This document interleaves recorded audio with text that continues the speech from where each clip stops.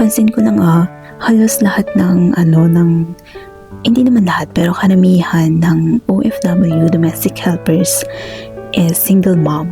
Kasi nung nakarang araw, pumunta kami ng park ni Haponesa, tapos may nakasabayan kaming domestic helper. Kasama yung aso niya, naglalakad sila, and then nagkakwentuhan kami. Ganon. Tapos ang sabi niya, single mom siya with 3 kids. Tapos 8 years na siya dito sa Singapore. And then kahapon naman, may free play sa gym yung alaga ko. Then pumunta kami doon.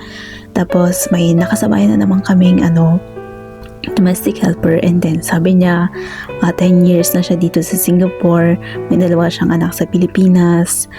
Tapos sabi niya nasa college na daw yung anak, kaya wala daw siyang ipon.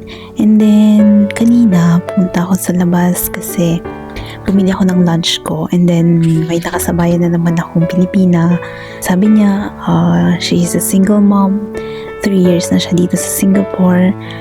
Kaya ayun, pansin ko lang, parang halos lahat ata ng nasa abroad mga single mom.